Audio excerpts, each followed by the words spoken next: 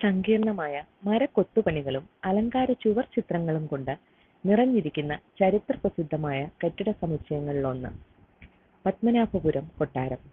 തക്കുശാസ്ത്രം അഥവാ ആശാരിശാസ്ത്രം അടിസ്ഥാനമാക്കിയതും ലോകത്തിലെ തന്നെ സമാനതകളില്ലാത്ത തടിപ്പണിയിൽ നിർമ്മിച്ചതുമായ കരകൗശല നൈപുണ്യത്തിന്റെ ഉദാഹരണമാണ് പത്മനാഭപുരം കൊട്ടാരം.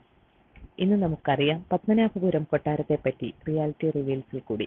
ഇന്ത്യയിലെ തെക്കൻ സംസ്ഥാനമായ തമിഴ്നാട്ടിലെ കന്യാകുമാരി ജില്ലയിൽ പത്മനാഭപുരം എന്ന സ്ഥലത്ത് സ്ഥിതി ചെയ്യുന്ന കൊട്ടാര സമുച്ചയമാണ് പത്മനാഭപുരം കൊട്ടാരം. 186 ഏക്കർ വിസ്തൃതിയുള്ള പത്മനാഭപുരം കോട്ടയ്ക്കുള്ളിൽ സ്ഥിതി ചെയ്യുന്ന പത്മനാഭപുരം കൊട്ടാരം യഥാർത്ഥത്തിൽ 14 കൊട്ടാരങ്ങളുടെ സമുച്ചയമാണ്.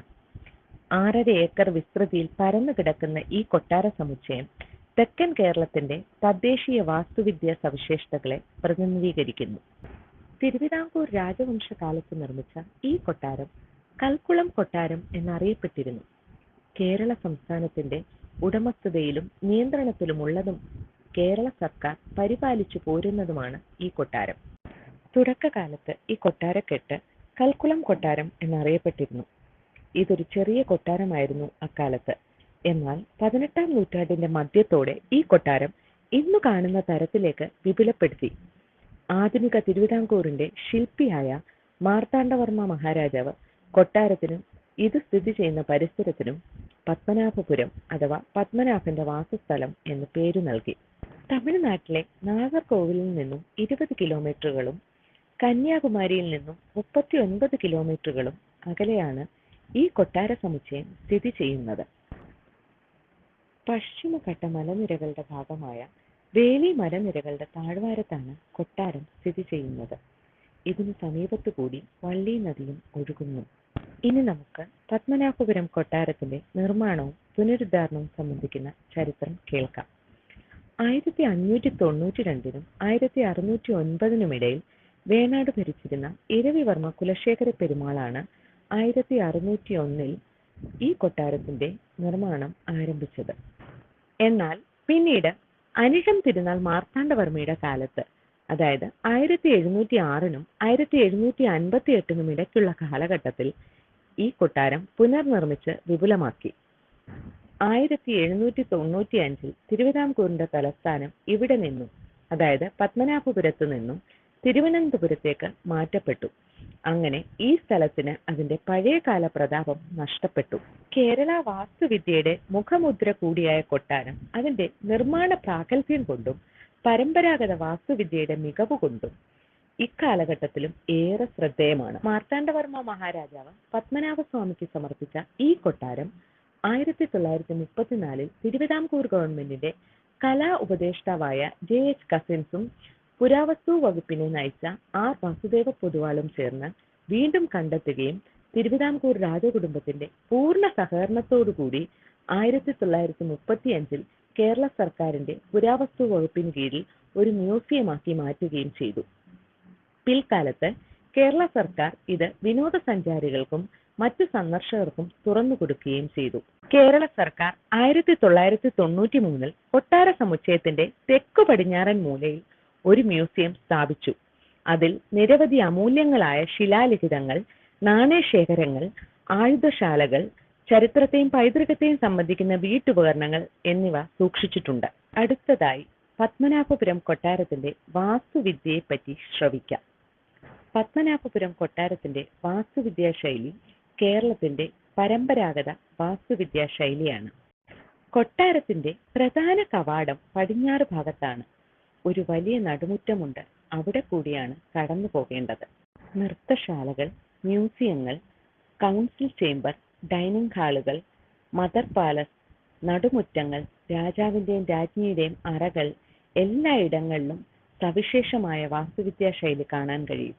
തേക്കു തടികളിൽ കൊത്തിയുണ്ടാക്കിയ സങ്കീർണമായ മരപ്പണികൾ, വലിയ മൺപാത്രങ്ങൾ, എണ്ണവിളക്കുകൾ, ജനൽപ്പാളികളിൽ നിറങ്ങളുള്ള മാഗ്നറ്റൈറ്റ്, മുട്ടയുടെ വെള്ളയും തേങ്ങയുടെ മണ്ടയും ചുണ്ണാമ്പും സുർക്കിയും ചേർത്ത് നിർമ്മിച്ച തറകൾ, കല്ലുകൾ പാകിയ ഇടനാഴികൾ, ശ്രീകൃഷ്ണ ഭഗവാന്റെ ചിത്രങ്ങൾ, സരസ്വതി ദേവിക്ക് സമർപ്പിച്ചിരിക്കുന്ന ഒരു ആശ്രമം, ഇന്ദിരാവിലാസം എന്നറിയപ്പെടുന്ന അതിഥികൾക്കും വിദേശി പ്രമുഖർക്കും ആതിഥ്യമരുളാൻ നിർമ്മിച്ച അതിഥി മന്ദിരം, സെൻട്രൽ മാൻഷൻ ഇതൊക്കെ പത്മനാഭപുരം കൊട്ടാരത്തിലെ സവിശേഷ നിർമ്മിതികളാണ്.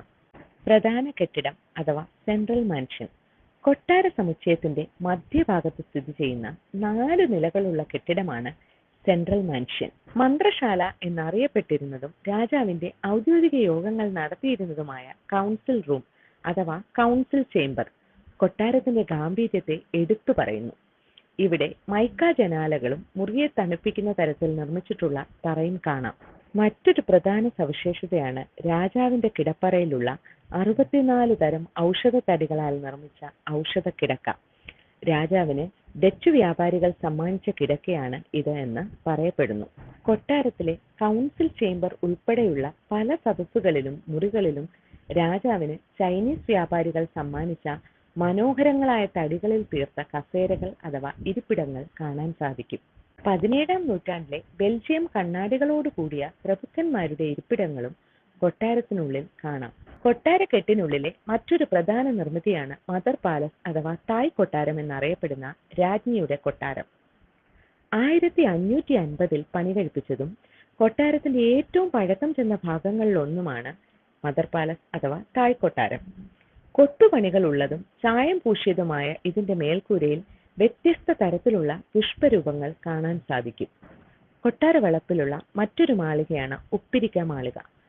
തായ് കൊട്ടാരത്തിന്റെ വടക്കു പടിഞ്ഞാറായി സ്ഥിതി ചെയ്യുന്ന ഈ മാളിക വ്രതാനുഷ്ഠാന സമയത്ത് രാജാവ് വസിച്ചിരുന്ന സ്ഥലമായിരുന്നു അത്രേ. കൊട്ടാരത്തിന്റെ തെക്കു പടിഞ്ഞാറേ മൂലയിൽ സ്ഥിതി ചെയ്യുന്ന ഒരു ചെറിയ മുറി ഏകാന്ത മണ്ഡപം എന്നറിയപ്പെടുന്നു. കൊട്ടാരത്തിലെ ഡൈനിങ് ഹാളിൽ അഥവാ ഊട്ടുപുരയിൽ ഏകദേശം 1000 പേർക്ക് ഇരിക്കാനുള്ള സൗകര്യമുണ്ട്. കൊട്ടാര വളപ്പുകളിലെ കെട്ടിടങ്ങൾ പാചകശാലകളും ക്രമീകരിച്ചിട്ടുണ്ട്. ധാന്യങ്ങൾ പൊടിക്കുന്നതിനും അരയ്ക്കുന്നതിനും ആട്ടുന്നതിനുമൊക്കെയുള്ള സജ്ജീകരണങ്ങൾ അവിടെയൊക്കെയായി സജ്ജീകരിച്ചിട്ടുമുണ്ട്. വിശ്രമത്തിനായി ആട്ടുകട്ടിലുകളും കുട്ടികളെ ഉറക്കുന്നതിനായുള്ള തൊട്ടിലുകളും കാണാൻ സാധിക്കും. കൊട്ടാരത്തിന്റെ മേൽക്കൂര സങ്കീർണമായ കൊത്തുപണികളോട് കൂടിയതാണ്.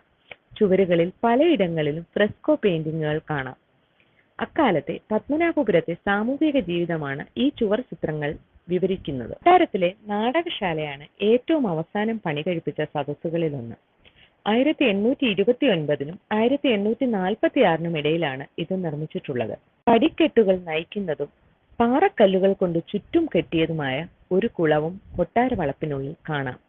എന്നാൽ വർഷങ്ങളായുള്ള ഉപയോഗശൂന്യത കാരണം ഈ കുളത്തിന്റെ പുതുമ നഷ്ടപ്പെട്ടിരിക്കുന്നു. കൊട്ടാര സമുച്ചയത്തിലെ ക്ലോക്ക് ടവറിൽ 300 വർഷം പഴക്കമുള്ള ഒരു ക്ലോക്ക് ഉണ്ട്.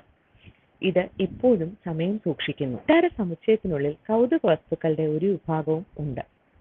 ഒരു മുറി മുഴുവൻ രാജാവിന് ചൈനീസ് വ്യാപാരികൾ സമ്മാനിച്ച ചൈനീസ് ജാറുകൾ അഥവാ ചീന ഭരണികൾ കൊണ്ട് നിറഞ്ഞിരിക്കുന്നു. തിരുവിതാംകൂർ രാജവംശത്തിന്റെ ചരിത്രമുറങ്ങുന്നതും കേരള വാസ്തുവിദ്യയുടെ ഉന്നതി വിളിച്ചറിയിക്കുന്നതുമായ പത്മനാഭപുരം കൊട്ടാരത്തെ പറ്റിയുള്ള വിവരണം ഇഷ്ടമായി അല്ലേ? വീണ്ടും ഒരു റിയാലിറ്റിയുമായി കാണും വരേക്കും നന്ദി, നമസ്കാരം.